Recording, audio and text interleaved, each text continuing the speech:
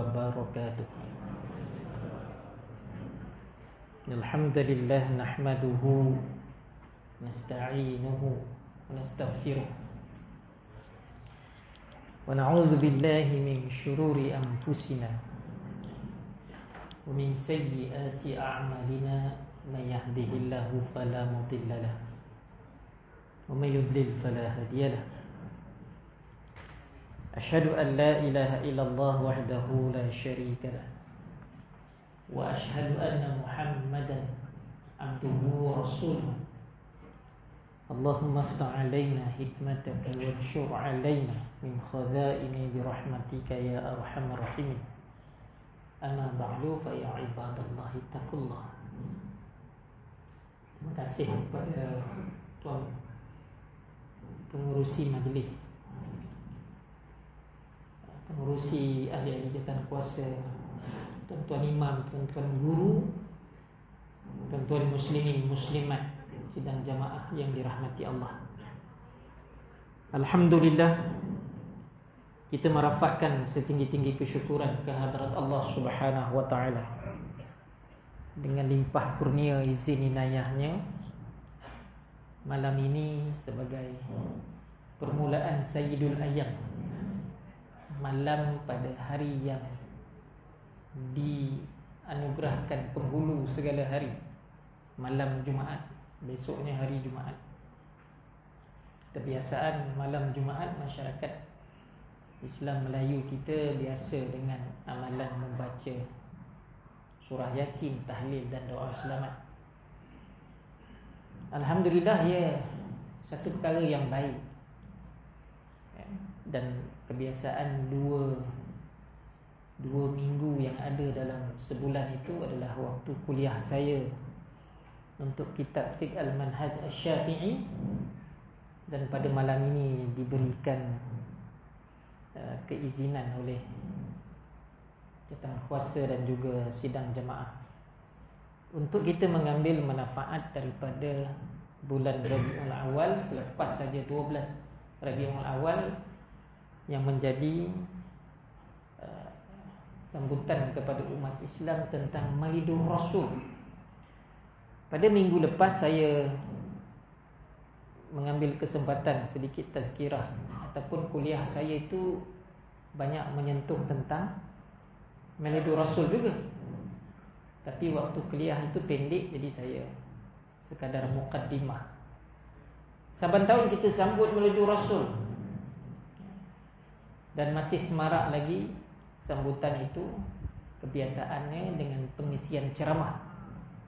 Tapi yang rasmi di peringkat kerajaan, sama ada persekutuan ataupun kerajaan negeri berhimpun, bergerak, dan juga ada majlis-majlis rasmi dengan kehadiran pembesar-pembesar, pemimpin-pemimpin, dan ada anugerah-anugerah.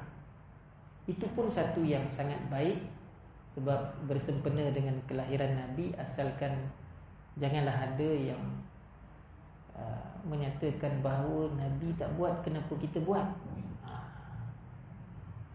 Dan yang buat pun tak bawa perkara itu sebagai satu amalan wajib.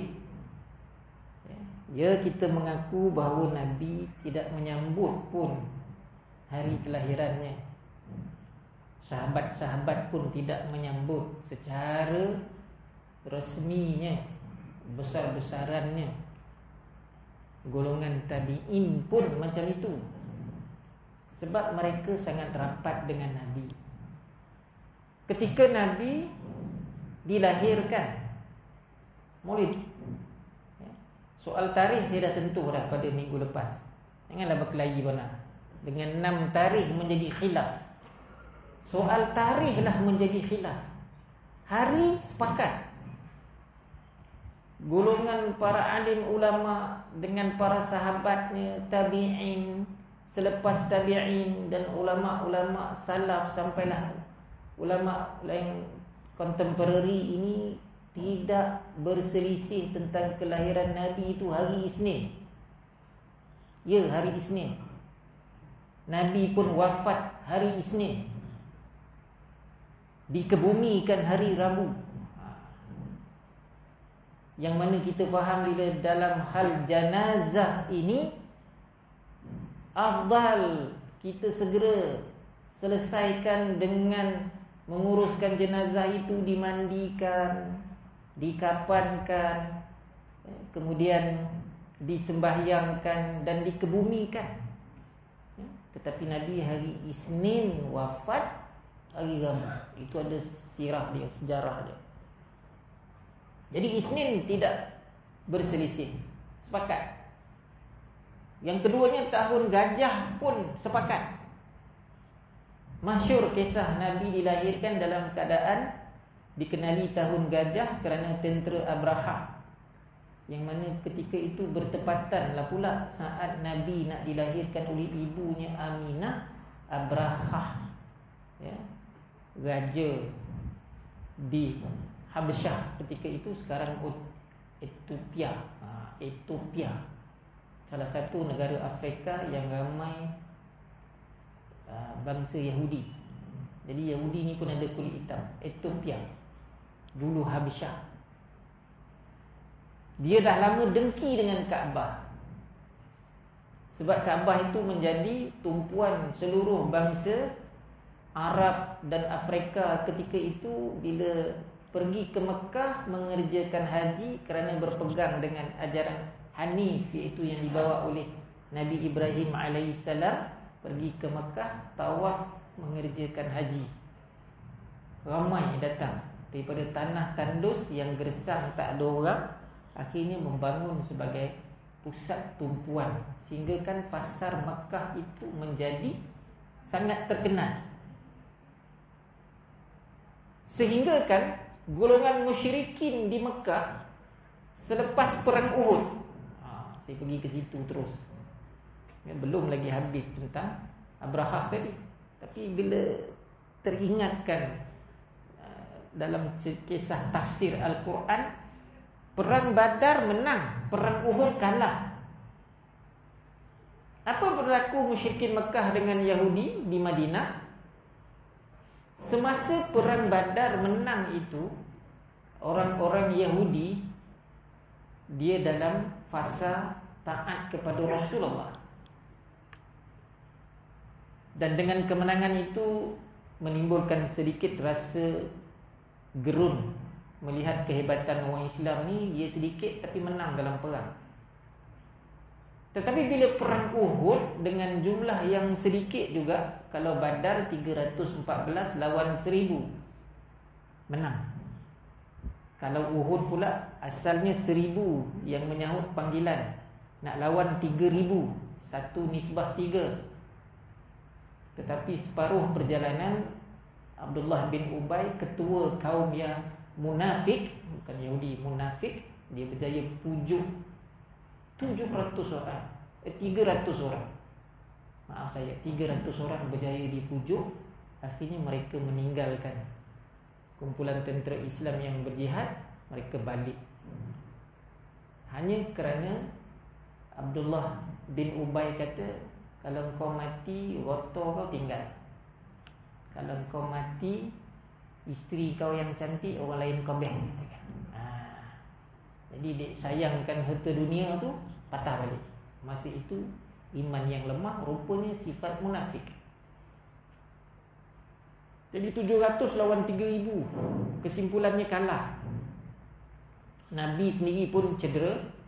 Dan kekalahan tentera Islam itu membuka mata orang Yahudi. Kalah Rasulullah, maka memberi keuntungan kepada mereka. Selepas peristiwa itu, ketua kaum Yahudi, Bani Nadir ke Bani Quraizah, ya, dan juga satu lagi,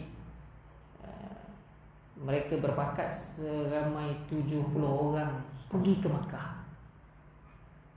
Pergi ke Mekah kerana kagum Abu Sufyan dan tenteranya mengalahkan Nabi.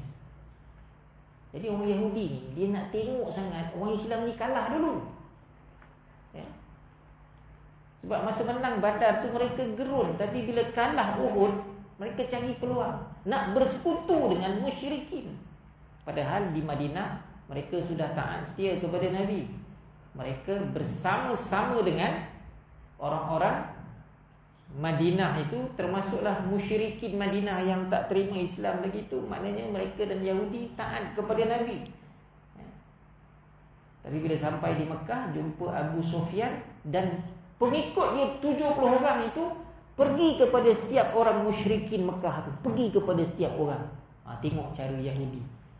Bila dia melihat satu kekuatan mengalahkan Islam, dia akan pergi mendampingi seorang demi seorang musuh, seorang demi seorang musuh, seorang demi seorang musuh. Cara tu praktikal. Tapi dalam dakwah kita, orang Islam nak pergi kepada setiap orang itu, apa kebolehan kau? Kebolehan Dan main bola sepak. Siapa dia tu yang dia belum Islam lagi, tapi dia nak dampingi dengan dunia bola sepak, dia nak perkenalkan satu dakwah, dia dapat tarik. Jadi Yahudi dia nampak keadaan itu, dia pergi ziarah Abu Sufyan, pengikut-pengikut dia pergi ke setiap orang musyrikin. One by one, bukan nak ajak bertumbuk, nak ajak bercerita. Macam mana kau boleh menang ni? Macam mana boleh menang? Sebab tu ambil iktibar, Allah takdirkan kekalahan tu nak tunjuk kepada bahawa orang beriman ni ambil kira kalah kenapa. Tu yang kita ingat Nabi tu nak ambil iktibar dan pengajaran. Jadi baginda sallallahu alaihi wasallam bila kalah itu, akhirnya orang Yahudi jumpa Abu Sufyan. Lalu bila ditanya kepada Abu Sufyan, bagaimana kamu ni pula Bani Israel datang jumpa saya? Kami ni penyembah berhala. Kamu tu menyembah Allah yang tak ada melalui berhala pun. Kamu diutuskan Rasul. Macam mana pula kau nak jumpa dengan Dan ni, nak tanya dengan Dan, dan kemudian nak ambil kononnya kami hebat?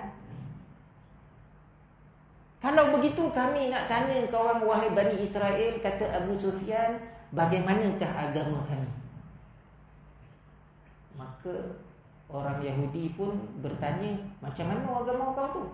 Abu Sufyan kata, agama kami ialah dengan kami menerima golongan yang datang ke Mekah ini mengerjakan ibadah haji.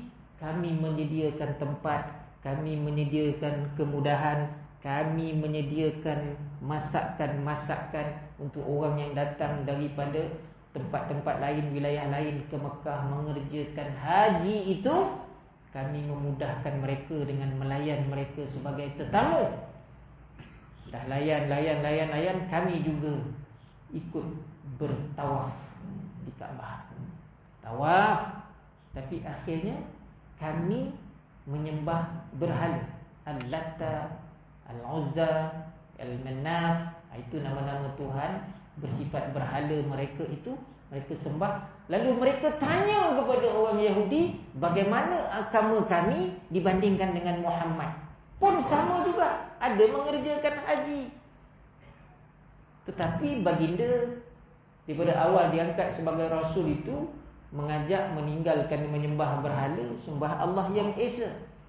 Orang-orang Yahudi ni mereka tahu kitab Taurat suruh sembah Allah. Nabi Musa pun berdakwah suruh sembah Allah. Tetapi apabila ditanya oleh Abu Sufyan musyrikin Mekah bahawa agama kami ni macam mana nak dibandingkan dengan agama yang dibawa oleh Muhammad, maka orang-orang Yahudi confirm, dia sebut agama engkau adalah lebih baik daripada agama yang dibawa oleh Muhammad. Sedangkan dalam kitab Taurat itu sebut seorang Rasul bakal muncul dalam kalangan orang Arab. Dia dinamakan dengan ismu Ahmad, Muhammad lah itu. Baginda SAW, dia tahu kisah itu. Dan dia tahu datang daripada Arab. Dan dia tahu kebenaran itu. Tapi dia boleh kata musyrikin Mekah itu agamanya betul. Itu Yahudi. Yahudi. Dah tak lagi lah pada hari ini. Sama juga, tapi mereka sudah bergelar Yahudi Zionis. Zionis. Kerana dengan pemikiran-pemikiran yang mereka bawa. Sebab itulah bila kita nak memperingati Nabi ni, yang pertama nak ambil pengajaran daripada ayat wa ma arsalnaka illa rahmatan lil alamin. Saya rasa bila semua penceramah ni, bila dia bercakap soal Maulid Rasul, dia tak lari ayat ni. Pendek saja, wa ma arsalnaka illa rahmatan lil alamin. Tidak kuutuskan kau ya Muhammad melainkan memberi rahmat kepada seluruh alam. Seluruh alam. Alam ni, masa saya mengaji dengan almarhum Datuk Dr. Harundin, dia kata alam ni daripada langit tu, kalau nak ambil daripada langit tu sampailah ke bumi ni, yang jauh jaraknya itu beribu-ribu alam ada. Dan tak tahu makhluk dia macam mana. Beribu-ribu alam, malah manusia pun menghadapi beberapa alam. Kalau ambil yang pertama, tentulah alam Lauh Mahfuz, tak terjangkau akal kita untuk mengkaji sedalam-dalamnya Lauh Mahfuz. Tapi asal segala kejadian makhluk ini, termasuk kita ni, daripada Lauh Mahfuz. Al-Quran pun dari Lauh Mahfuz. Kemudian Al-Quran itu diturunkan ke langit pertama, Baitul Izzah, 30 juzuk tu, 6,666 ayat masa itu. Daripada langit pertama, Baitul Izzah itu turunnya memang 30 juzuk. Kemudian bila turun dari langit pertama tu nak turun ke bumi itu, malaikat yang ditugaskan, dia tak bawa 30 juzuk tu sampaikan terus kepada Nabi, lalu diturunkan berperingkat-peringkat selama 23 tahun. Sehinggalah Al-Quran itu ditulis daripada 6,666, akhirnya tinggal 6,000, 6,236 ayat. Kerana ayat-ayat yang lain itu banyaknya dimansuhkan. Lalu bila baginda sallallahu alaihi wasallam ini dikatakan memberi rahmat kepada seluruh alam, yang dikatakan banyak alam manusia ni beribu-ribu, mula daripada Lauh Mahfuz. Dan manusia itu kemudian kalau nak dipendekkan berada di alam rahim. Rahim ibu lah, 9 bulan 10 hari. Alam itu juga yang ditentukan oleh Allah, yang dijadi oleh Allah, yang dilindungi, dikawal dan sebagainya. Lepas itu sama ada hidup atau mati, itu semua kuasa Allah. Bila dilahirkan dah berada di alam dunia. Kemudian sampai masanya bila manusia itu menemui kematian, alam barzah pula. Alam barzah tu pula, bila dah sampai masa dunia kiamat, akhirnya dibangkitkan di alam padang mahsyar. Alam lagi di padang mahsyar tu pula, pelbagai lagi dia punya sekatan-sekatan, yang akhirnya dia pergi kepada alam yang kekal abadi. 2 saja, syurga, neraka. Maka disitulah alam manusia. Jadi beribu-ribu alam, tak tahu, tak terjangkau oleh manusia. Tapi dengan beberapa alam saja sudah menampakkan kebesaran Allah. Lalu Nabi diutuskan dengan firman Allah itu, wa ma arsalnaka illa rahmatan lil alamin. Tidak kuutuskan kau ni wahai Muhammad untuk memberikan rahmat kepada seluruh alam ini. Maka bila memberi rahmat kepada seluruh alam ini, pelbagai riwayat kita dengar bila Nabi dilahirkan saja. Pertama, rahmat itu berlaku kepada Aminah. Kerana kelahiran Nabi itu, baginda ni sudah diisytiharkan oleh Allah ni sebagai Rasul. Sebagai Nabi, minta maaf saya, sebagai Nabi. Kalau Nabi Isa tu dia lahir-lahir, maka dia terus diangkat sebagai Rasul. Nabi belum lagi jadi Rasul, dia Nabi baru. Tetapi Nabi Isa ini sudah Nabi dan Rasul. Sedikit bezanya, Nabi Isa alaihissalam itu dilahirkan tanpa bapa. Mak dia itu Maryam tidak berkahwin, tetapi ditiupkan rohnya dengan perintah Allah kepada malaikat, akhirnya ada benih dalam rahim Maryam yang hidup. Kemudian dia mengandung dan dia telah dituduh mengandungkan anak luar nikah. Bila dia dilahirkan, betapa beratnya Maryam ni nak menghadapi tumahan. Memang itulah yang dia kena. Perempuan penzina, perempuan jahat, perempuan buruk. Akhirnya Nabi Isa berkata kepada ibu dia, wahai ibuku, janganlah kau gundah gulana, bawalah aku kepada orang kampung. Maryam bawa Nabi Isa alaihissalam. Lalu Nabi Isa berkata-kata semasa dia bayi, inni rasulillah, sesungguhnya aku rasul Allah. Setipu dia yang dengar tu dia nak beriman, yang lainnya kufur, tak percaya. Tapi ketika itu Nabi Isa berkata-kata, apa ayat dia? Inni rasulillah, sesungguhnya aku rasul Allah, Nabi dan juga Rasulullah. Tapi baginda masa kecil itu sudah Nabi berdasarkan kepada tanda irhas.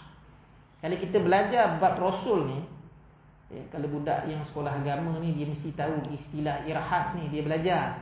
Irhas ini ialah tanda-tanda kenabian sebelum diangkat sebagai Rasul. Sebab itu ibu kepada baginda ni Aminah, ada riwayat menyatakan Aminah ni bila mengandung ni tak macam orang lain, payah bawa perut, sakit dan sebagainya. Tapi Aminah ni dia tak pernah rasa sakit. Hatta melahirkan Nabi pun dia tidak menjerit sakit. Kita pun tak tahulah, kecuali tuan-tuan berpengalaman duduk sebelah isteri melahirkan anak tu. Pokok dia kalau nak jerit, saya tak ada. Ataupun isteri ajak masuk, kan? Dulu tak boleh tuan-tuan. Pengalaman saya bila nak dapat anak pertama, excited betul. Anak saya ni semua lahir luar Seremban. Seorang aja yang bongsu tu Seremban. Ya. Duduk Seremban pun pergi Pilah juga, hospital Pilah. Jadi anak saya 1, 2, 3, 4, 5, 6 hospital Pilah. Kan? Anak saya yang sulung pun sekarang sedang bertugas di hospital Kuala Pilah. Kau ingat tak tu tempat lahir kau? Sekarang dia pun dalam jabatan yang lahirkan anak ni lah. Dia houseman di situ. Jadi bila anak pertama nak lahir ni excited betul. Kita pun ustaz lah, maklumlah ustaz konon katakan siap semayang hajat, jampi baca Yasin, air selusuh orang tua katakan. Saya ingat begitu. Bagi-bagi tu jampi tu. Bila nak masuk tak boleh. Dia tak bagi saya masuk. Jadi masa tu muda lagi tuan-tuan. Bila muda tu datanglah watak askar, regimen askar Melayu di Raja Watuk itu. Minta dengan nurse baik-baik, nurse kata tak boleh. Tak boleh masuk. Kita pun bersyarah dengan nurse tu. Kan? Ini kita mesti doa, saya mesti berada di kepala isteri ni, sunnah Nabi kungkang. Kita pun masa tu mengajar dekat Syam kan. Jadi akhirnya dia bagi masuk dengan syarat tulis borang. 20 syarat. Saya tak ingat 9 boleh tu. Yang last tu saya ingat lagi perkataan dia 20 tu. Ialah jangan bermain mata dengan doktor dan juga jururawat. Saya pun bacalah janji saya dapat masuk. Saya ingat lagi tu, jangan bermain mata dengan doktor dan jururawat. Tak apalah, saya tak banyak cakap, katakan ikut. Kita orang pendidikan, dia orang kesihatan. Kita ada tegak toboh dia, tompek dia. Ikutlah. Masuklah saya tu, pakai yang putih dulu, pakai rupanya botol nampak mata. Saya pun pakai ni. Betul-betul macam ninja turtle masa tu masuk. Kan? Jadi hospital kerajaan ni dia tak sama hospital swasta lah. Maknanya tempat lahir tu memang terbonggeng je lah situ. Terbonggeng tahu kan maksud dia kan. Saya guna bahasa batu kiki ni, batan basi. Maknanya bila masuk kiri kanan semua labor room. Masa tu kita tengok isteri kita, ya Allah macam ni ke Roman kau nak lahirkan anak. Tadi bukan main action berkat lahir dengan ketua staff nurse tu. Bila masuk tu konon-konon apa ni, nak duduk dekat kepala rumah, memang saya bukan main beriu nak nyampi. Masa tu lah mujur saya tak pengsan je lah. Rupanya ada orang lelaki pengsan tengok isterinya melahirkan anak. Pengsan dia. Sudah anjur waktu nak melokaikan dia yang pengsan tu. Saya tak pengsan. Kan? Tapi bila kedua, ketiga, keempat, tak adalah beliau nak masuk lagi dah. Jadi kita tabiklah dengan orang perempuan. Dia boleh melahirkan anak. Kita tengok pun dah comel dah. Janganlah kita kabarkan kata, ya, segala-gala perempuan ni lemah lah, itulah ini. Tapi dia sanggup. Tapi memanglah kita siaplah air selusuk lah, air jampi lah, apa semua zikir kat kepala dia tu. Sekali dia meneran tu cuak, botol tak boleh main mata. Semua dalam tu doktor perempuan semua nurse, entah berapa puluh orang dalam tu. Memang boleh konyit-konyit mata kat, tapi rupa tak kenal. Kan? Tak ada sampai lah kita comel yang tu. Tapi lepas tu dah tahu sorry tengok orang rumah.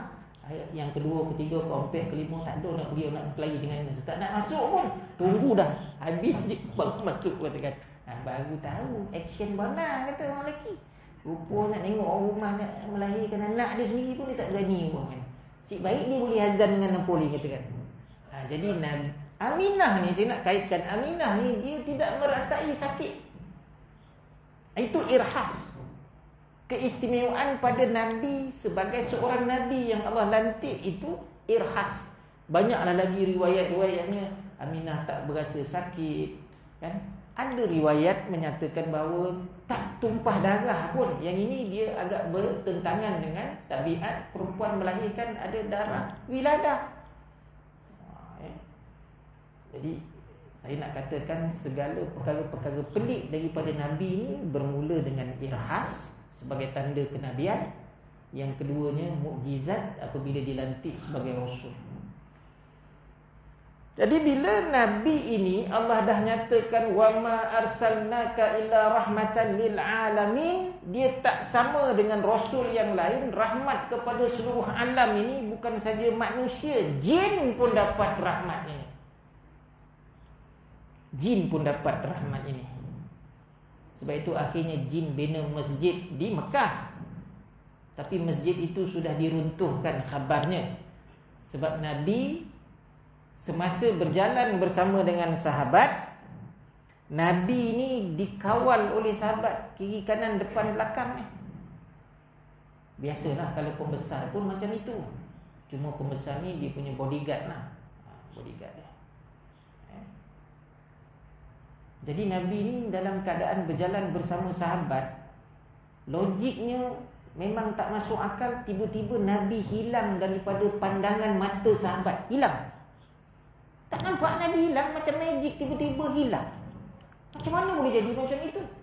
Maka sahabat-sahabat semua kerisauan bahawa baginda ini sudah diculik oleh makhluk halus. Ketika itu sahabat-sahabat pun tahu ada makhluk halus, iaitu jin. Rupanya betul Nabi diculik oleh dua, saya tak naklah kata dua ekor jin. Ya. Kawan saya dia pengamal pengubatan Islam, dia boleh berborak dengan jin. Bila kawan saya berborak dengan jin ni, dia bahasakan jin ni seekor, dua ekor, marah jin tu. Kenapa kata aku ekor? Nak kata jin tu binatang, dia tak binatang, dia jin. Tapi jin ni handal, dia boleh berupa dengan binatang.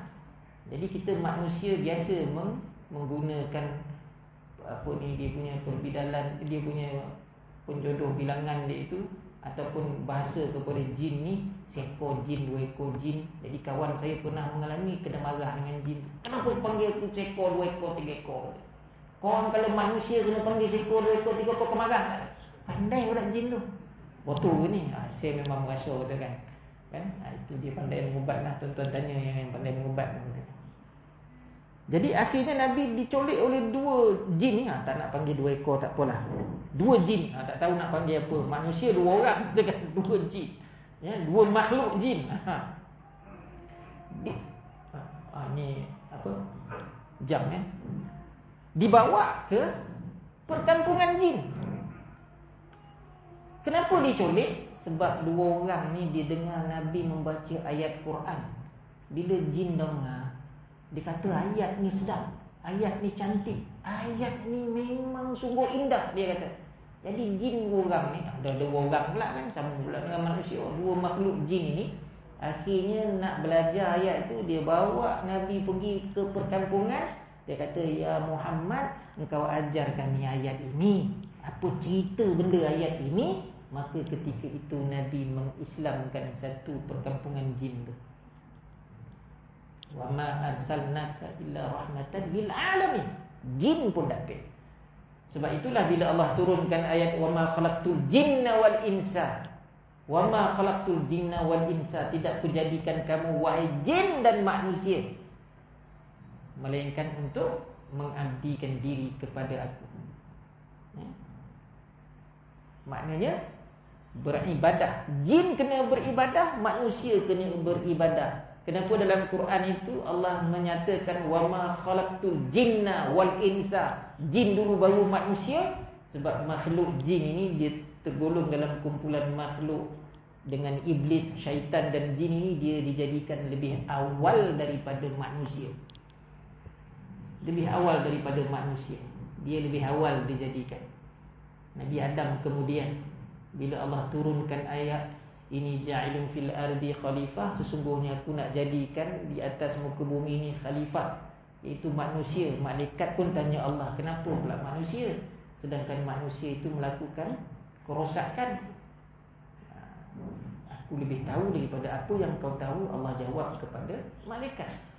Tapi bila ayat Allah turunkan tentang perintah usjudu li Adam, bila Adam alaihissalam sudah dijadikan sebagai khalifah di bumi, ketika khalifah bermula dalam syurga, lepas tu diturunkan ke bumi jadi khalifah di bumi lah, ya, turunlah ayat nak, maknanya memerintahkan seluruh makhluk ini usjudu li Adam fasajadu.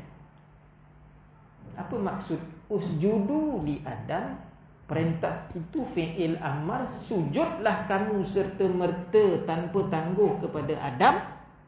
Fasajadu, segera semua sujud, termasuk malaikat. Illa iblis, kecuali iblis. Iblis ini terang-terang dia tak nak sujud. Ini kepantangan iblis, kata nak sujud pada manusia pula. Manusia dijadikan daripada tanah, aku daripada api, aku lebih mulia. Dia cemburu, dia sombong. Pertama sifat dia sombong, bongkak, takabur. Bila fasajadu saja, terus sujud saja malaikat dan makhluk yang lain tu, malaikat lah, tak ada makhluk lain lagi lah, termasuklah jin. Illa iblis tadi, iblis dia tak sujud. Terus Allah fastakbara. Fastakbara tu ada huruf fa. Fastakbara, maka teruslah Allah kafirkan iblis ini sebab tak nak sujud kepada Adam. Itu punca dia. Jadi saya nak kaitkan dengan rahmatan lil alamin, memberi rahmat kepada seluruh alam. Jin dapat. Sebenarnya iblis pada asalnya pun dia tidak kafir, tetapi akhirnya dia kafir itu bila dia tidak mahu sujud kepada Adam. Wajahnya cantik, dia makhluk yang taat kepada Allah, nama dia pun bukan iblis. Tapi bila dia fastakbara, kafir saja, maka Allah ubah wajahnya menjadi hodoh, tumbuh tanduk, tumbuh ekor. Itu yang kata binatang kot. Jadi memang iblis itu tumbuh ekor di belakangnya. Memang wajahnya hodoh, buruk sangat, kulitnya menjadi gelap, kerana dia sudah dikafirkan oleh Allah Subhanahu wa ta'ala. Jadi akhirnya balik kepada Nabi ini memberi rahmat kepada seluruh alam ini. Sebagai satu contoh lagi, apabila Nabi dilahirkan, disusukan oleh ibunya dalam tempoh yang sangat singkat, kemudian diberi kepada ibu sesuannya Thuwaibah. Orang Arab ini dia biasa susukan dengan ibu lain. Amalan orang Arab ni kenapa? Kerana dengan percampuran susu daripada orang lain itu, tubuh badan bayi akan menjadi kuat. Itu amalan orang Arab lah. Dan memang orang Arab ni kuat, gagah-gagah badan ni, besar-besar. Antaranya tadi, bila disusukan dengan orang lain. Kita orang Melayu payah nak bagi kat orang ni, tapi berlaku jugalah. Sudah jadi adik-beradik susuan, sampai tak berjumpa nak nikah jadi suami isteri, kata kan. Tak boleh lah. Jadi apabila maknanya menjadi rahmat kepada seluruh alam ini, Nabi akhirnya diberikan pula menyusu kepada seorang perempuan bernama Halimatus Sa'diyah. Ini rahmatan lil alamin lagi. Siapa dia Halimatus Sa'diyah? Keturunan Sa'ad bin Bakr. Dia berada jauh daripada Mekah, maknanya memang di luar bandar tu, kampung lah. Kampung yang penuh dengan tradisi, dan dia ni pengembala kambing. Semasa itu dia jadi susah sebab kambing pun banyak yang mati kemarau panjang di kampung dia itu. Kemarau panjang, tanaman tak menjadi, kering kontang, air susah nak cari. Kemudian apabila Halimatus Sa'diyah ini mendapat berita daripada riwayat sampai ke kampung dia, tawaran daripada Abdul Muttalib, datuk kepada Nabi ni, menawarkan sesiapa orang perempuan di Mekah dan luar kota Mekah ini nak menyusukan cucu dia, dia buka tawaran untuk ditemuduga. Mari datang buat temuduga. Maka bila dengar saja tawaran itu, berduyun-duyunlah datang orang perempuan daripada dalam Mekah. Sebab biasa mereka menjadi ibu susuan mendapat upah.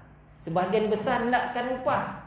Bila dengar kata siapa bayi ni, Muhammad, namanya Muhammad bin Abdullah. Siapa Abdullah? Abdullah dah tak ada, dah mati.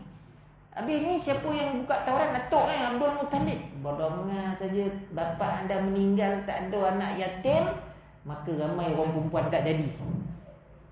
Yang ini yang terlalu beria, hendakkan nawai itu dia, hendakkan duit, hendakkan harta, hendakkan upah. Sebab mengupah menyusu ini lumayan. Bila dengar kata anak yatim ni bukan orang kaya katakan, maka ramai yang menarik diri. Tetapi masih ramai lagi yang mencuba nasib. Akhirnya Halimatus Sa'diyah sampai Halimatus Sa'diyah ni dia beratur. Dia beratur tu orang yang lain memandang dia ketawa. Galakkan Halimatus Sa'diyah. Pertama baju compang-camping, bertampal, nampak benar orang susah. Yang kedua badan dia kurus kering. Yang lain beratur tu badan dia taklah kurus kering benar. Badan berisi sadap, maknanya sihat, segar bugar, mungkin banyak susu. Maka ada yang menghina kurus kering macam ni ada susu ke? Nak menyusukan bayi. Maka Halimatus Sa'diyah diam saja. Bila sampai giliran nak ditemuduga, rupanya temuduga ni Tes nenin masing-masing. Ni 18 saya minta maaf lah. Yang tes tu bukan Abdul Muttalib. Kan tak ada kerja pun tadi. Buka kata saya nak tes. Tak. Yang tes ni ialah baginda Rasulullah sallallahu alaihi wasallam. Masuk ke bilik, ambil Rasulullah, suruhkan nenek. Semua perempuan yang beratur tu seorang pun Nabi tak berkenan. Tapi tak adalah Nabi bercakap, tak sedap payau orangnya, tak ada. Tak adalah macam tu. Nabi tidak dianugerahkan berkata-kata semasa bayi. Yang ini suruh tak ada, yang ini bagi kiri kanan tak ada, apa semua tak ada. Sampai giliran Halimatus Sa'diyah yang diketawakan kerana kurus kering, orang miskin, orang susah, baju compang-camping. Lalu apabila disuruhkan kepada Nabi, nenek sebelah kanan, susu keluar itu banyak. Bagi sebelah kiri, susu keluarnya banyak. Maka tak ada pilih dah lah yang lain. Terus Halimatus Sa'diyah ini dipilih sebagai ibu susuan. Jangan kata dekat perempuan yang kurus kering ni banyak susu. Jangan kata. Halimatus, apa itu? Rahmatan lil alamin. Perempuan yang miskin, perempuan yang kurus kering, tapi dia dapat rahmat daripada Allah. Sebab ini Rasulullah. Akhirnya dia bawa balik ke kampung yang pada masa itu kemarau. Rupanya kemarau itu panas. Bila Nabi sampai di sempadan, belum betul-betul sampai kampung, baru sempadan nak sampai kampung itu, awan mendung berarak. Maka bila sampai betul di sempadan, hujan pun turun. Akhirnya hujan turun seperti biasa. Daripada tak pernah hujan, Arab ni payah nak hujan, tapi sekali hujan dia punya banjir, kereta pun belayar. Tu jangan main-main tu. Kita belum rasa benar macam itu. Tempat lain Morocco, Libya, Mesir, Arab Saudi, hujan turun kereta belayar. Asalnya atas jalan, tapi sekali yang China atas jalan kereta, sekali banjir atas jalan tu belayar kereta. Kita belum lagi diuji macam tu tuan-tuan. Kita belum lagi diuji. Kita sikit je ujinya. Berat, murah, payah. Meraung tak? Macam nak meraung. Kita belum lagi diuji ni kalau kereta belayar. Dekat jalan kereta, macam mana hujan selembek-lembeknya, banjir sampai macam tu. Dulu dah penuh kan kita banjir tu. Balon lagi maknanya kereta belayar. Itu bawa kereta tenggelam. Dia duduk lagi kat jalan tu tapi tenggelam. Ini kereta belayar, makna air laju. Bayangkan kita boleh kono tak? Boleh kono kalau kita lupa kepada Allah. Boleh kono tuan-tuan. Jangan main-main gitu kan. Barangkali kita masih lagi doa tu sampai kepada Allah, masih kesian dengan kita. Tapi sejauh mana kita masih ada kesedaran kan? Jadi akhirnya rahmatan lil alamin sampaikan apa berlaku kepada Halimatus Sa'diyah. Dia menyusukan Nabi, kehidupan dia berubah. Dalam keadaan asalnya dia bukanlah seorang miskin, tapi kemarau itu menyebabkan pendapatannya terjejas. Akhir dengan saki baki kambing yang ada, kambingnya kembali subur. Kambing pun subur kan? Kambing pun dah ada selera sama dia. Akhirnya kambing Halimatus Sa'diyah beranak pinak semakin banyak. Dia jual pula. Akhirnya dia nak kata kaya benar tak adalah. Kembali hidup dia senang selama dia bela Nabi SAW. Rahmatan lil alamin. Kita kena yakin. Tapi macam mana kita ni dapat rahmat, Ustaz? Nabi dah tak ada. 1445 hijrah dah kita. Tolak seboleh tahun Nabi wafat 11 hijrah. Nabi dah meninggalkan kita 1434 tahun dah. Angka ribu jauh ni itu. Tetapi umat Nabi hari ini ikut data perangkaan dunia, umat Islam 1.95 bilion. Yang kedua teramai di dunia. Pertama Kristian 2.5 something bilion. Orang Kristian 2.5 bilion. Orang Islam 1.9 bilion. Lepas tu agama lain. Yahudi last sekali. Yahudi last, penduduk dia tak sampai 1 bilion. Tak ada angka bilion. Tak sampai pun 10 juta. Bagilah 10 juta juga kata Yahudi seluruh dunia. Bagilah 10 juta. Tapi dia kuasai dunia. Islam 1.95 bilion. Ramai tak? Ramai. Tapi orang Islam apa jadi? Berperang sama sendiri. Negara pun ada negara yang paling miskin kan? Dan dituduh Islam ni tak membangun, tak maju, pengganas pula lagi.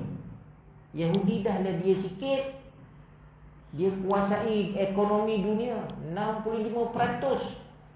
Amerika tu dia kawal. Siapa dia nak naikkan pemimpin dia, Demokrat ke Republikan.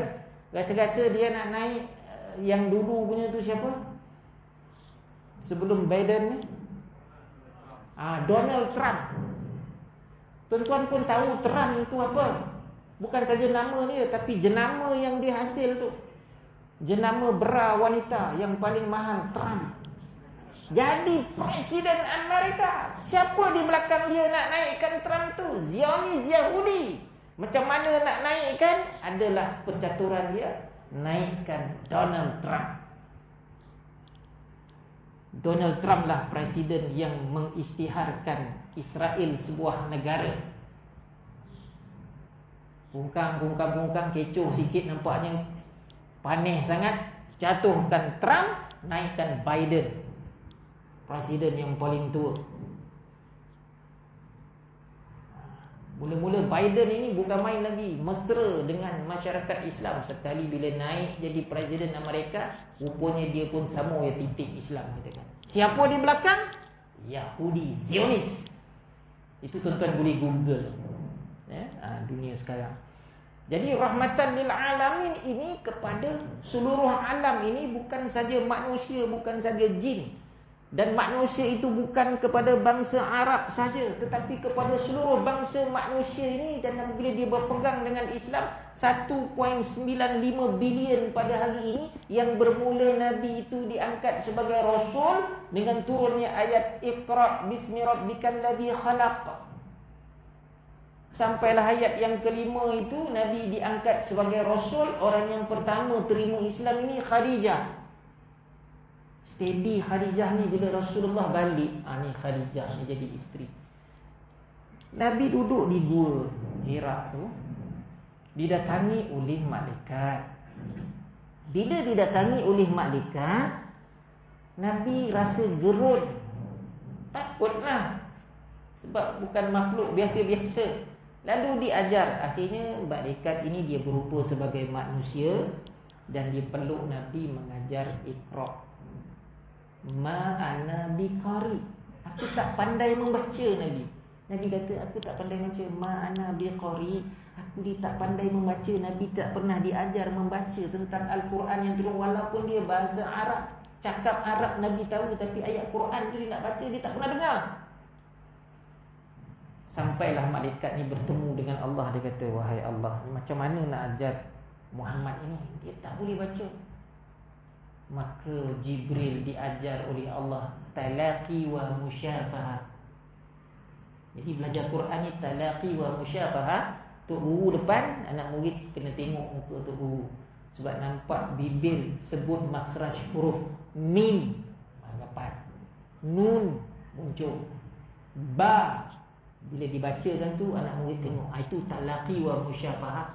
Jadi akhirnya talaqi malaikat Jibril ni dengan Nabi, dia polok dan dia dapatkan ke telinga Iqra. Nabi tak boleh ikut lagi, sampai gerik betul, sampai Nabi rasa susah nak bernafas.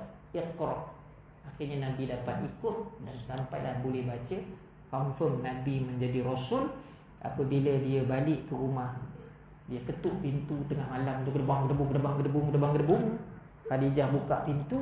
Selimutkan aku, kata Nabi. Selimutkan aku. Kenapa pula bang nak terus selimut ni? Maka Nabi cerita, aku didatangi sekian orang-orang dalam keadaan menggerunkan itu. Khadijah selimutkan. Khadijah selimutkan. Dia tahu suami dia cemas. Selimutkan. Belum tentu isteri kita dapat selimutkan kita. Balik itu baru bawa kereta, nampak pokok pisang macam ni, daun di luar. Lepas tu tak siapa hamba Allah letak kain putih kat pokok pisang tu, dah nampak macam pocong.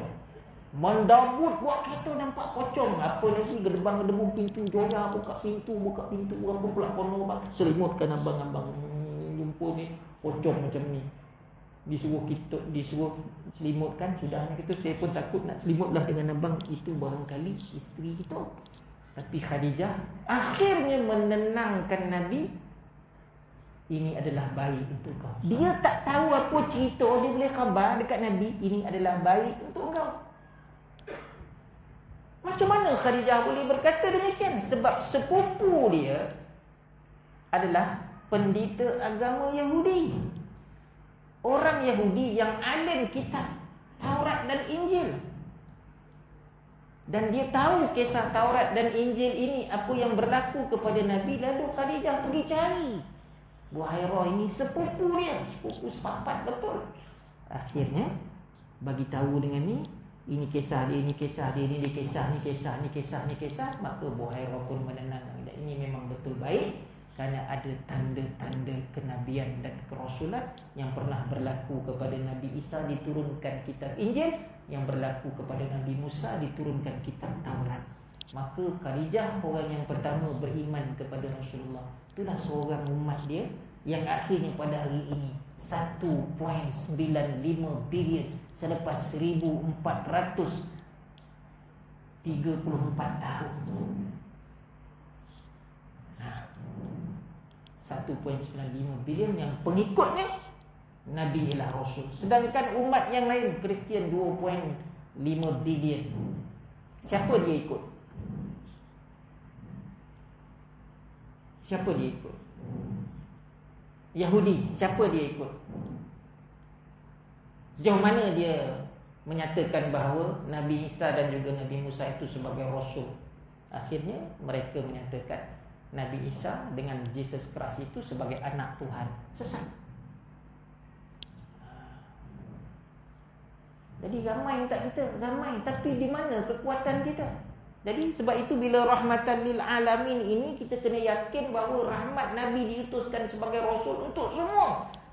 Kepada manusia ni semua. Dia Cayanun alif ke, dia alif yanun dan ya alif ke, dia orang Jepun ke, Korea ke, Amerika ke, dia berhak untuk mendapatkan ajaran Islam ini disampaikan. Dan sampailah dia boleh qalu la ilaha illallah Muhammadar Rasulullah. Dia umat Nabi Muhammad sallallahu alaihi wasallam sama dengan kita. Itu yang pertama, rahmatan lil alamin, kan? Saya suka nak bawa berdasarkan kepada dalil-dalil Al-Quran dan juga hadis Nabi. Yang kedua, baru yang kedua, dah masuk Isyak ni baru yang kedua. Yang pertama baru ayat wa ma arsalnaka illa rahmatan lil alamin. Kemudian kita tengok kedudukan Nabi ini berdasarkan ayat ya ayyuhallazina amanu atiiullah wa atiiur rasul wa ulil amri minkum. Ya, ini surah An-Nisa ni ayat 59. Saya sebab 2-3 tempat saya kuliah tafsir di masjid negeri. Mana lagi saya kuliah tafsir? 2-3 tempat lagi lupa. Masjid Datuk Bandar Rasah. Ya. Kuliah tafsir ni, jadi ayat ini sudah Masjid Pancu Jaya. Masjid Pancu Jaya dah lepas ayat ni. Masjid negeri pun dah lepas sebab masjid negeri tu dah juzuk yang ke-6. Jadi dalam ayat ni apa istimewanya? Atiullah wa atiur rasul. Gandingan dia Allah lepas tu Rasul. Walaupun kemudian tu ulil amri minkum. Fa in tanaza'tum fi syai'in farudduhu ila Allah wa rasul in kuntum tu'minu billah wal yaumil akhir. Dalam ayat ini kita nak ambil Rasulullah ini, Rasul. Allah turunkan ayat atiullah. Ati'u ni cakap Arab, bahasa Arab. Dia adalah dalam grammar bahasa Arab atau kawaidnya ati'u ni disebut fi'il amar. Fi'il amar ni maknanya dalam bahasa Melayu kita tata bahasa bangun kena buat segera. Ati'ullah, maka digandingkan ayat ati'ullah. Taatlah kamu serta-merta kepada siapa? Allah. Selepas itu sepatutnya ayat itu tak perlu ati'ullah. Sebab ati'ullah itu Allah. Dia jadikan Rasul, dia jadikan manusia, dia jadikan makhluk lain Allah ini. Tetapi selepas ati'ullah, ayat itu ati'ur Rasul. Allah sediakan khas kepada Nabi itu dengan sama dengan Allah dengan dia. Dengan Allah, bukan Allah samakan dia itu dengan Muhammad. Tidak. Tetapi ati'ullah wa ati'ur Rasul. Serta merta taatlah kepada Allah, serta merta taatlah kepada Rasul. Jadi takkan kita tak ikut. Sedangkan Allah memberikan anugerah, ayat yang dia turun, kalam yang dia kata kepada manusia, taatlah kepada aku dengan namanya Allah itu. Lalu dengan Nabi pun dia sambung ati'ur Rasul. Maksudnya ialah serta merta taatlah kepada Allah. Dalam tafsir dia bermaksud mutlak. Tak ada tolak ansur lagi dah. Ati'ur Rasul mutlak, suruh taat serta merta. Tak ada tolak ansur kerana nak fikir dulu nak taat ke tidak. Nanti kejap ya, Rasul ini aku taat ke tidak. Dia ayat ati'u tu tak boleh. Wajib serta merta. Itu tafsirnya. Ya. Kalau buka dalam tafsir Al-Munir pun begitu, tafsir Imam Ibnu Kathir pun macam itu. Mana-mana tafsir pun dia akan sebut perkara yang sama. Tetapi apabila pergi kepada ulil amri minkum, iaitu di kalangan manusia itu ada ketua, ada pemimpin, ada pembesar, ada yang mengetuai kamu, maka disebut ulil amri. Tapi tak ada kalimah ati'u. Sepatutnya kalaulah maknanya hendakkan sama rata ati'ullah wa ati'ur rasul wa ati'u ulil amri minkum. Kenapa tak turun macam itu? Jadi kalau orang yang belajar tafsir, dia akan mendalami betul-betul kenapa Allah tak turunkan ati'u ni kepada ketiga-tiga sekali, supaya mutlak serta merta kita taat kepada ulil amri ini. Tetapi dia tidak begitu, ya, dia tidak begitu. Jadi ayat ini turun pun ada asbabun nuzul, supaya kita jelas, ya. Dalam tafsir, ya, contohnya tafsir Al-Munir oleh Dr. Wabah Az-Zuhaili, ayat 59, kenapa dia turun? Kenapa dia turun dengan kalimah ati'ullah wa ati'ur rasul wa ulil amri minkum fa in tanaza'tum fi syai'in farudduhu ila Allah wa rasul. Dia kembali balik ada farudduhu ila Allah wa rasul, sebab maksudnya itu ialah taatlah kamu kepada Allah, taatlah kamu kepada Rasul dan kepada ulil amri minkum, iaitu pemerintah di kalangan kamu. Fa in tanaza'tum fi syai', sekiranya kamu berbantah-bantah, berbalah, berkelahi, berselisih faham dalam satu-satu perkara yang kita diperintahkan ati'ullah wa ati'ur rasul, lalu Allah kembalikan farudduhu ilallah, kamu kembalilah kepada Allah wa rasul, tapi tidak kepada uli amri minkum. Jika benar-benar kamu beriman kepada Allah, kamu beriman dengan hari akhirat, itu adalah sebaik-baiknya, kan? Sebab Allah menyatakan zalika khairun wa ahsanu ta'wila, itu adalah yang lebih utama dan selebih baik akibatnya. Itu, ya. Sikit lagi tuan-tuan.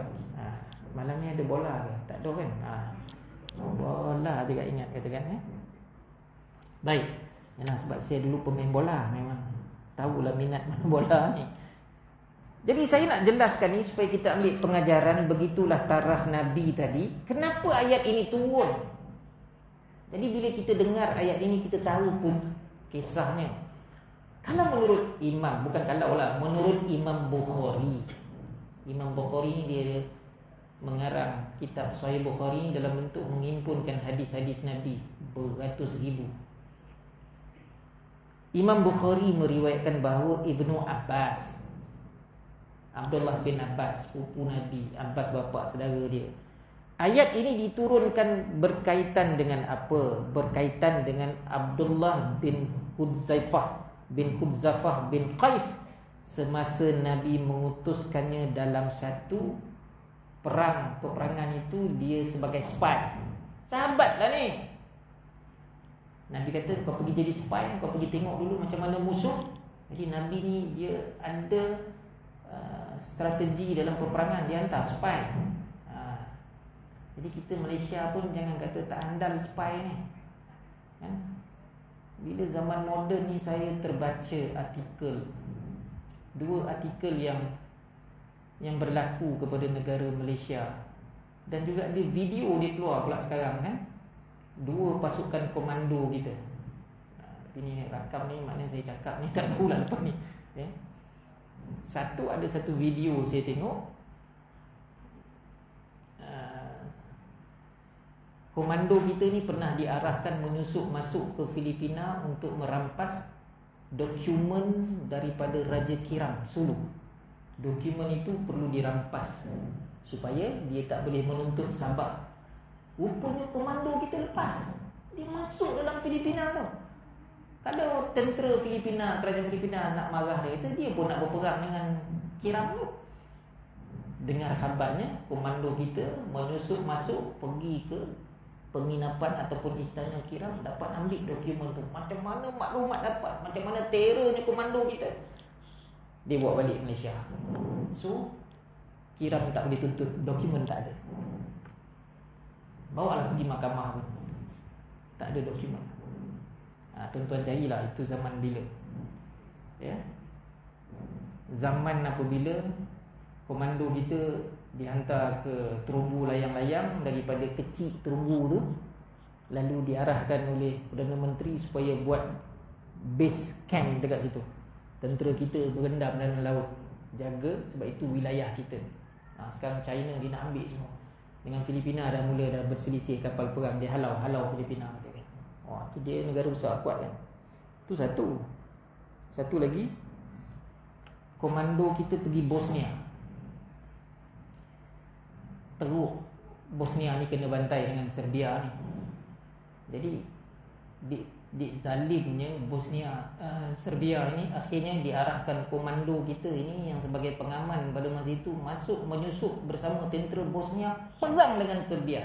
Tentera komando kita lead tentera Bosnia perang dengan Serbia.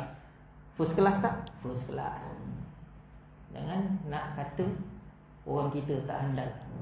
Handal kalau suruh berjuang ni yang main-main kata kan. Tapi itu dunia ketenteraan lah. Tanyalah kawan-kawan tentera. Saya tak berani nak ulas katakan. Saya nak kaitkan bahawa apabila Nabi ni, saya nak kaitkan dengan kisah Nabi, strategi dia ialah hantar spy. Spy itu ialah siapa? Ialah sahabat yang bernama Huzaifah. Bukan, Abdullah bin Udzafah bin Qais. Pergi dia. Maka dalam riwayat oleh Imam Abu Daud, keterangan ini walaupun dia kata tak jelas sebab tidak dapat dinisbahkan kepada Ibnu Abbas itu, kerana Abdullah bin Huzafah ini dia rasa marah ketika itu, lalu dia membakar api, kemudian dia memerintahkan pasukan untuk masuk ke dalam api itu. Dia tentera yang menjadi spy, tapi dia timbul satu kemarahan, tak tahu dia marah, lepas tu dia bakar api, disuruh tentera masuk dalam api itu. Bila disuruh tentera, Daud melanjutkan keterangannya, maka turunlah ayat ini kepada Nabi. Sebab apa? Bila Abdullah bin Huzafah ni dia suruh terjun masuk ke dalam laut, tetapi ketaatan ini membawa bencana. Sahabat tak setuju. Bila sahabat tak setuju, baru perselisihan ni. Terjun dalam api ke tidak? Sahabat kata takkan nak terjun dalam api. Akhirnya masa itu mereka tidak bersetuju. Bila dikembalikan kepada Nabi, maka Allah memimpin Nabi turunkan ayat ini. Atiullah, taat Allah, wa atiur rasul, taat rasul, wa ulil amri minkum. Ketika itu ati itu dia kembali kepada apa? Kepada siapakah pemimpin yang hendak ditaati itu? Yang dia kena ambil yang depan itu.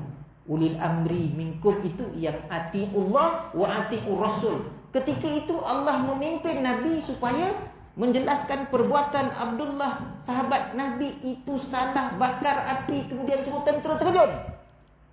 Jadi ketaatan kepada pemimpin ialah yang membawa kepada kebajikan. Barulah betul dia kembali kepada apabila fa in tanaza'tum fi syai'in, apabila kamu itu bertelagah dalam satu-satu perkara, hal besar negara ke, hal besar ke, hal kecil ke, hal hukum hakam ke, kau bertelagah dah ni, farudduhu ilallah, sebab kamu sudah diperintahkan atiullah wa atiur rasul. Kembalilah.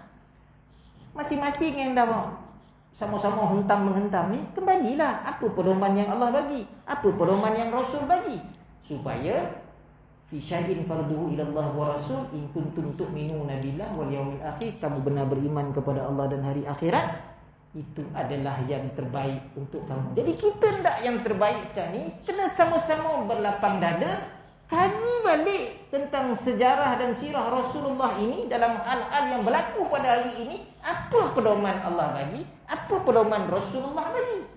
Rasulullah sendiri menerangkan ayat Quran, Rasulullah sendiri melaksanakan satu dengan sunnahnya. Tak cukup dengan itu, kerana dunia moden pada hari ini ada ijma' ulama', ada kias lagi yang boleh memimpin dan memandu kita. Sebab saya nak kaitkan tadi, ini Rasul ketika Muaz bin Jabal, waktu kecederaan dah, Muaz bin Jabal dihantar ke Yaman untuk menjadi gubernur, sedangkan di sana sudah ada sahabat Nabi bernama Abu Musa Asy'ari. Nanti dalam kuliah kitab Fiqh Al-Manhaj Asy-Syafi'i bab fiqh kehakiman jumpa fakta ini. Tapi kita sekarang ni baru fiqh haji dan umrah 3 tahun lagi baru jumpa kot. Saya kalau kuliah dekat Masjid Sikamat, saya dah sampai tu fiqh kehakiman. Bila fiqh kehakiman ni kita belajar undang-undang. Jadi Imam Syafi'i dia kupas satu undang-undang. Kalau kita faham kitab Fiqh Al-Manhaj Al-Syafi'i dari sudut kehakiman tu, tuan-tuan boleh masuk universiti ambil undang-undang balik kata. Ya. Ketika itu Nabi panggil Muaz bin Jabal. Abu Musa Asy'ari sudah pun ada wakil Nabi untuk urusan pentadbiran dan juga syariat. Lalu panggil Muaz. Dia kata, Muaz, aku nak hantar engkau ke Yaman. Kalau dah sampai di Yaman, ada timbul masalah, macam mana engkau nak selesaikan? Muaz bin Jabal kata, aku akan rujuk kepada kitab Allah. Kalau tak jumpa dalam kitab Allah, kau nak rujuk mana? Aku akan rujuk sunnahmu. Kok tak ada dalam sunnahku? Ini bahasa porak kita. Saya yang cakap tu, Nabi tak dah cakap ni 9 tu. Kalau tak ada dalam sunnahku, tak ada dalam sunnahku, aku akan berijtihad ya Rasulullah. Menggunakan akal fikiran ijtihad, tetapi aku akan pastikan ijtihad aku tidak akan lari daripada Al-Quran, tidak akan lari daripada sunnahmu. Mesti dasar dia ke situ juga. Maka benarlah engkau wahai Muaz, ya Allah, pergi. Bila Muaz sampai sahaja di sana, Abu Musa Asy'ari sambut dia dengan menghulurkan bantal. Nak suruh tidur ke? Orang Arab ni bantal cushion tempat duduk, kita bantal landing dengan tiba-tiba dia ternampak dekat tiang seorang lelaki kena ikat. Ini saya dah sebut dalam kuliah fiqh. Saya ulanglah balik. Jadi bila Muaz bin Jabal ni tengok seorang lelaki kena ikat dekat tiang. Apa hal orang ni? Kenapa kau ikat dia? Apa halnya Abu Musa ikat orang dekat tiang? Maka Abu Musa pun kata, wahai Muaz, dia ni Yahudi, orang Yahudi. Dulu dia agama Yahudi, lepas tu dia masuk Islam. Dia qalu la ilaha illallah Muhammadar Rasulullah, jadi Islam. Tiba-tiba dia murtad balik, dan aku sudah perintahkan dia kembali balik kepada Islam. Dia tak hendak. Bila dia tak hendak, aku ikat dia. Maka Muaz bin Jabal kata, aku takkan duduk dekat bantal ini selagi tidak dihukum dia ini. Apa hukuman dia? Berapa lama dah kena ikat ni? Dalam riwayat menceritakan dia dah lebih daripada 3 kali. Dia dah masuk hari yang ke-20 diikat. Aku takkan duduk selagi dia tidak dihukum dengan hukuman mati kerana murtad. Lalu Abu Musa kata, panggil balik, bagi tahu dia supaya kembali kepada Islam. Dia tak hendak. Bila dia tak hendak, dengan peraturan syaraknya 3 kali itu, ataupun dengan tempoh yang sesuai 3 kali itu, adakah seminggu sekali, dia dah 20 hari. Akhirnya Abu Musa Asy'ari menghukum dengan kata-kata Muaz, sesungguhnya Rasulullah sallallahu alaihi wasallam sekian pernah menghukum orang yang murtad dan tidak mahu kembali kepada Islam dengan hukuman mati. Lalu dijatuhkan hukuman ketika itu di sana, hukumannya pancung. Ini Muaz bin Jabal terhadap keyakinan dia kepada Rasul. Saya bukanlah kata kita sekarang mesti buat hukum pancung ni. Tak. Saya nak sebut bahawa atiullah wa atiur Rasul yang dipegang oleh sahabat ni dengan kefahaman yang sebenar-benarnya. Jadi kita orang Islam kena fahamlah benda tu. Bila kita faham, senang kita nak sampaikan kepada orang lain. Kita tak marah kalau orang Islam tu dia nak baca pengetahuan, bacalah. Tak salah. Nabi pun baca kepada orang Yahudi. Tetapi penjelasan mereka itu dengan kita beri penjelasan macam tu lah. Sebab sekarang ni bukan tak ada orientalis yang hafal Quran. Goldziher, orang Belanda, dia hafal hadis, dia boleh cakap Arab, dan dia pernah sampai di Indonesia dengan mengaku sebagai Islam, tapi dia tidak Islam. Profesor Robinson, dia hafaz 30 juzuk dan dia boleh sampaikan Al-Quran, dia boleh baca macam orang Arab baca. Tetapi bila ditanya, kenapa kau tak masuk Islam? Kau boleh menghafal Quran 30 juzuk dan kau boleh sampaikan. Dia kata Quran ini dengan Islam ini, aku ni memang boleh baca, tapi aku ni tidak Islam kerana aku tidak dapat hidayah Allah lagi. Dalam Quran pun kata, betul, dia tak dapat hidayah Allah. Dihantam balik. Jadi kita lah kena usaha sampailah mendapat hidayah. Kalau dah tak dapat hidayah, kita nak buat macam mana? Sebab Nabi berusaha untuk mengislamkan Abu Talib, bapa saudara dia sampai ke mati. Antara dia dengan Abu Jahal. Nabi di sebelah kanan, suruh dia qalu la ilaha illallah semasa hayat nak meninggal dunia. Abu Jahal di sebelah. Wahai Abu Talib, adakah kau nak meninggalkan agama datuk nenek moyangku? Nabi kata qalu la ilaha illallah. Abu Jahal pula balas balik kiri dan kanan. Ketika itu akhirnya Abu Jahal kekal memilih untuk berpegang dengan pedoman datuk nenek moyang dia. Sedihlah juga Nabi. Nak buat macam mana? Rasul terdahulu Nabi Nuh alaihi salam, isteri dan anaknya pun khianat kepada Nabi Nuh. Habis kita nak salahkan Nabi Nuh, yang Allah selamatkan Nabi Nuh tetapi tidak selamatkan anak dan isterinya. Ketika itu pilihan Nabi Nuh ialah Allah ataupun anaknya. Allah berfirman kepada Nabi Nuh, sesungguhnya di sisi aku dia bukan anak engkau sebab dia kufur. Nabi Lut alaihi salam, isteri dia membocorkan rahsia kedatangan malaikat berjumpa dengan Nabi Lut sebagai lelaki yang tampan. Isteri dia report dekat pemuda kaum Nabi Lut, dekat rumah aku ada 2 pemuda kacak datang. Berlari, bocorkan tu dinding, tengok, selera tengok. Akhirnya Allah perintahkan, Lut kau keluar, jangan pandang belakang. Keluarlah Nabi Lut. Dan isteri dia engkar. Isteri dia pandang belakang, tengok, makin sedih nak tinggalkan kaum yang suka orang jantan dengan orang jantan, yang suka perempuan dengan perempuan. Lalu Allah hempaskan bukit itu di atas pada Nabi Lut selamat. Jadi begitulah dalam hal prinsip berpegang kepada atiullah wa atiur rasul. Kita kena dulukan Allah dan Rasul, tapi jangan inai orang. Ya. Jadi tuan-tuan, ini dah panjang dah ni. Dah sejam dah, ya. Jadi saya telah menjelaskan 2 ayat Quran berdasarkan peringatan kita kepada Rasulullah sallallahu alaihi wasallam, wa ma arsalnaka illa rahmatan lil alamin, atiullah wa atiur rasul wa ulil amri minkum, fa in tanaza'tum fi syai'in farudduhu ila Allahi wa rasul in kuntum tu'minuna billah. Sehinggalah ke akhir ayat itu. Last kali penutuplah tuan-tuan. Penutup. Tentang pesanan Nabi daripada hadis dia sendiri.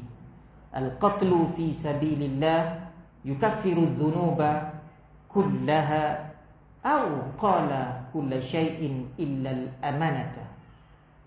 Mati di jalan Allah dapat menghapuskan semua dosa. Mati di jalan Allah ini dapat menghapuskan semua dosa. Bila kita berjihad fi sabilillah, jalan nak masuk syurga ni memang cukup tinggi dan kita akan dapat maknanya Allah menghapuskan dosa kita. Kita berjuanglah di jalan Allah, tak kira dalam medan peperangan ke, medan ekonomi ke, medan pendidikan ke, medan masyarakat ke kita. Kita ajak orang lain solat berjemaah dengan kita jadikan diri kita sebagai contoh. Kita masih mampu pergi solat berjemaah dengan harapan orang ikut. Itu dakwah kita.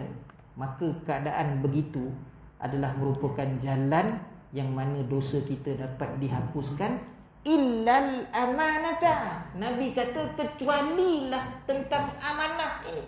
Amanah maksud saya sifat amanah, integriti kita.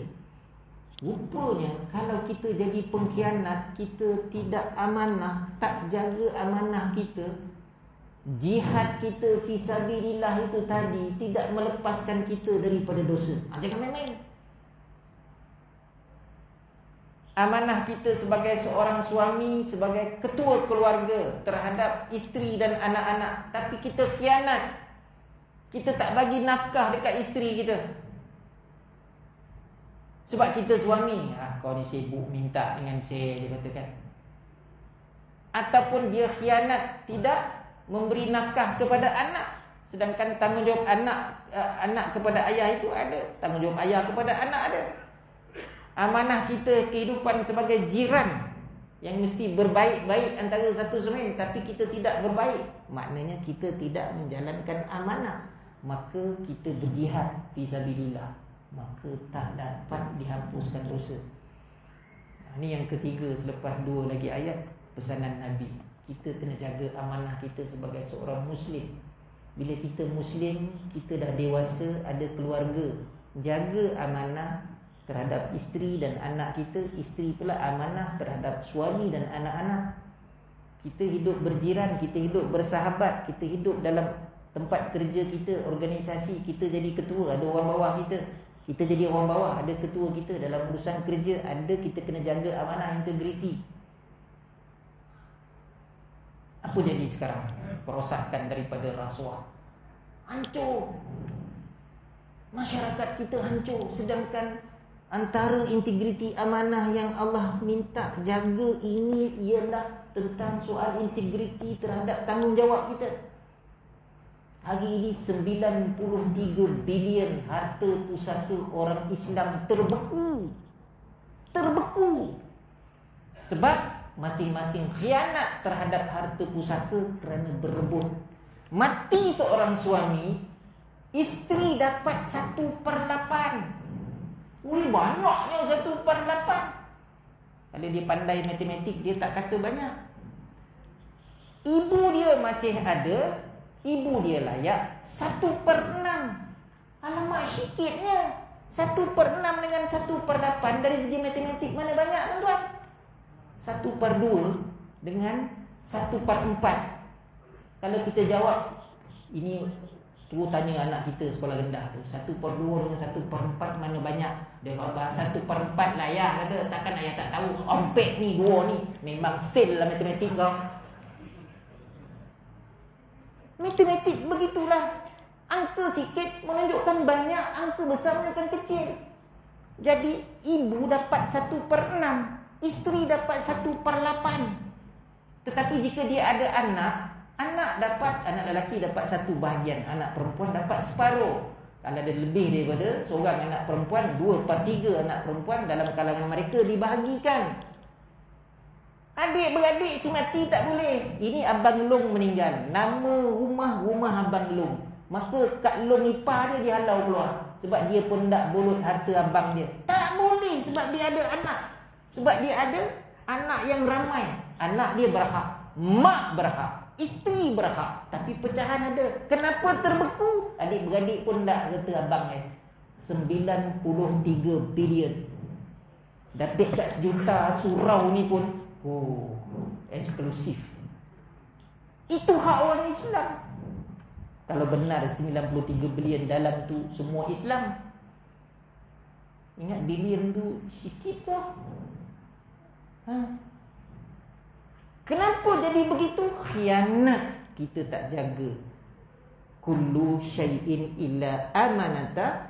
Mati di jalan Allah, Allah hapuskan semua dosa, kecuali bila kita hal amanah ini kita khianat. Kau berjihad fisabilillah macam mana, tapi kau khianat dalam hal apa yang telah diamanahkan, dosa kau tidak terampun. Orang yang berjihad ini dipaparkan di hari akhirat, dia terawang-awang. Berjihad ni terus masuk syurga, tapi dia terawang-awang tak masuk syurga. Kenapa? Dia banyak mengkhianati amanah yang diberikan kepada dia. So kalau kita ni ada tanggungjawab sebagai ketua keluarga, ketua masyarakat, ketua di surau, ketua di masjid, ketua negeri, ketua negara, ketua umat, kita banyak pegang kepada amanah yang Allah beri. Kalau kita khianat kepada ummah, kepada organisasi, kepada sahabat, kepada jiran, kepada keluarga sendiri, adik-beradik, khianat sesama sendiri, khianat abang long, khianat abang nah, khianat mak bapak, maka tidak diampunkan dosa dia, tuan-tuan. Jadi Nabi dah lama sampai dah ni, 1434 tahun. Nabi memberi rahmat kepada seluruh alam. Nabi, Allah datangkan ayat ati Allah, selepas itu Rasul. Di kalangan selepas itu pemimpin ke, sampailah ke rakyat jelata, sampailah kepada orang yang paling bawah, hamba abdi sekalipun, taat mereka kepada sesama manusia mesti kembali kepada ati Allah wa Rasul, maka berhak mereka ini ditaati. Dan yang ketiga, jangan khianat dengan amanah, kerana amanah ini tidak dapat menghapuskan dosa kalau kita khianat, dan kita mati dalam keadaan fi sabilillah. 3 poin cukuplah tuan-tuan. Minta maaflah ya jika tak sampai maksud. Sudah jam 9 ya, 1 jam sukulah. Saya tengok jam ni starting pukul 7.45. 8.45 saya tu berhenti, tapi sebab masuk referee bagi masuk tambahan tu panjang, katakan. Perlawanan sangat sengit mesti menang, katakan. Jadi tuan-tuan, segala yang baik itu anugerah Allah Subhanahu wa taala. Yang kurang itu kita sama-sama pohonkan keampunan. Marilah kita kembali kepada apa yang dibawa oleh baginda sallallahu alaihi wasallam. Semoga ummah ini hidupnya ukhuwah, perpaduan, persaudaraan, dan kekuatan umat Islam itu terletak kepada pegangan kita terhadap Islam itu benar-benar kita nak letakkan Islam ya'lu wala yu'la alaih. Islam itu tinggi dan tidak ada yang mengatasi, dan Islam itu memakmurkan semua jenis manusia yang ada. Kalau orang beriman bercampur dengan orang yang tidak Islam, tidak beriman pun masih lagi mendapat rahmat kebaikan Islam itu. Itu tanggungjawab kita. Sekian, wabillahi taufiq wal hidayah. Wassalamualaikum warahmatullahi wabarakatuh.